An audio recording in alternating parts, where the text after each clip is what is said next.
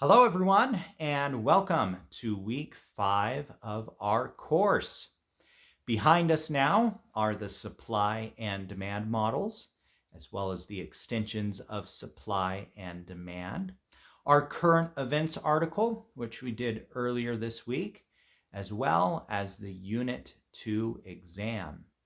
I hope everything went well with those. And if you have any questions about the supply and demand models, please let me know. Not this week, but in coming weeks, we will continue to build off of those concepts and ideas. But for now, we are talking about public choice and public spending. Up to this point in the course, we have been focusing primarily on this idea of private goods and viewing them from the lens of a classical economist. And one of the big assumptions of the classical view is we have our market system. And this market system has supply, it has demand, and this supply and demand is made up collectively of consumers. This collective consumer group is deciding what goods should be produced, who should be producing those goods, and who receives those goods based on the price system. On the other side of that, our producers are acting in perfect harmony. However, in chapter 5, we kind of throw a curveball at all of those assumptions and are introduced to the idea of a market failure. In a classical view, a classical economist would say, well, the invisible hand will take its place and the market in the long run will correct itself. Meaning, if there is a surplus of a given good, eventually the price of that given good will go down, and once again, the market will be in harmony and will reach equilibrium. On the other side, if we have a shortage, prices will rise up, and eventually the market will get back into harmony and back into equilibrium.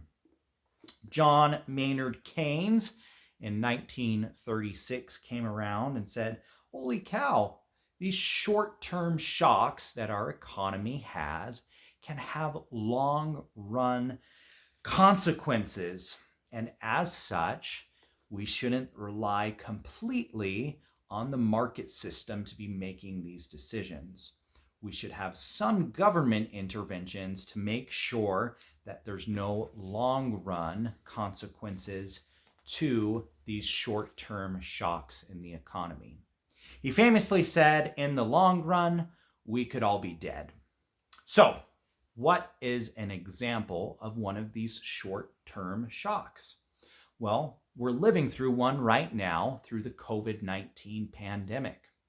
If we took a classical view, we would look at the COVID-19 pandemic and say, well, if there's going to be a demand for a vaccine, private companies will come in, a price will be reached, a quantity will be reached, the market will reach equilibrium, and it will take care of itself in the long run. The government, however, took a Keynesian view of it and said, well, in the long run, we all might be dead. So it was true, private companies did come in. We found a vaccine, luckily, but then the government had interaction and decided to pay for these vaccines and give them to the public for free to promote a good behavior. The government can also intervene in several other ways. The first way is through subsidies or incentives to promote good behavior.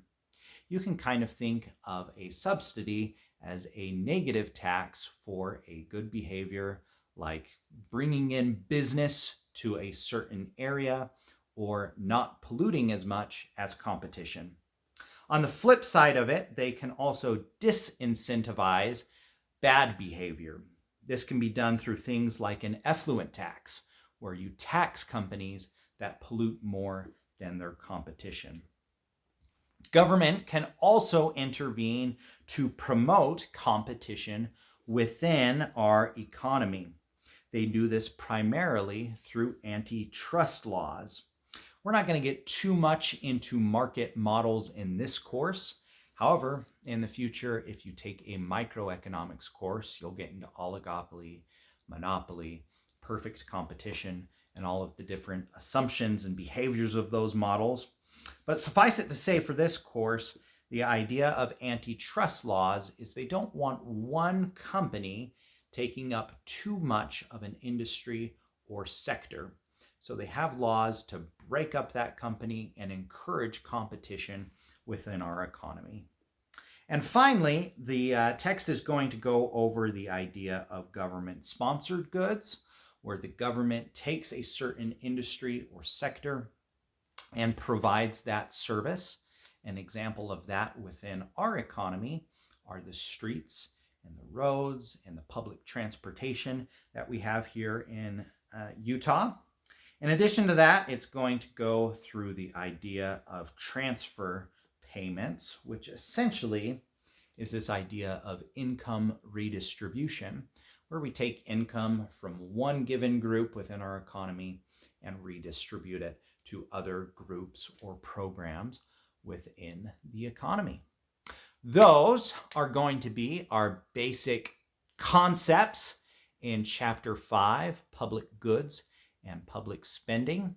Next week, we'll go over funding the public sector. But until then, if you have any questions regarding our text or our homework, let me know. If not, I hope you have a great week. We'll talk soon. Thanks.